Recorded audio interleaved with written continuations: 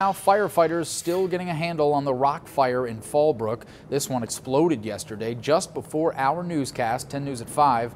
Here are the latest numbers just released by CAL FIRE here within the last 15 minutes. Right now, the fire has burned 207 acres. It is 50% contained. All evacuation orders have now been lifted. 10 News reporter Rena Nakano is in Fallbrook. And Rena, great progress for these fire crews, but a lot of work still to be done.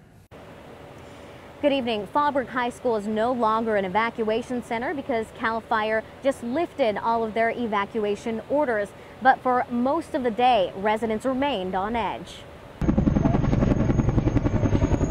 The rock fire continues to flare up in the hills of Fallbrook. For new resident Martha Gott, it was a frightening ride to safety. There were flames on both sides, and the trooper said, "Go ahead and go on." And I just kind of sat there for a while, and he says, "Follow me and stay over to your left." So I did. The Iowa native who moved to Fallbrook last year has never been through a wildfire before. No experience, no preparation.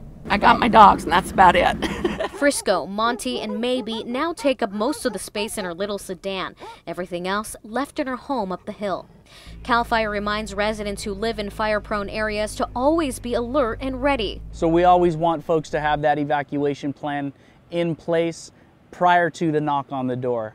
Have those important papers collected in a spot, have those medications and everything you're going to need to be outside of your home, potentially for an extended period of time. With no family in the area, Gott took shelter at Fallbrook High School most of Saturday. The dogs spent their time uncomfortably in a kennel. But by 9 p.m., all the evacuees found a place to stay, all except Gott and her pups. Then a stranger came to her rescue. The assistant superintendent invited me to his home and gave me a room with the dogs, and so we slept there last night.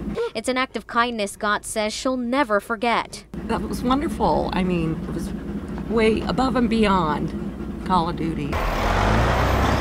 In the meantime, she waits in her car outside the closed roads, hoping that things will get back to normal. I want to get back to the house soon.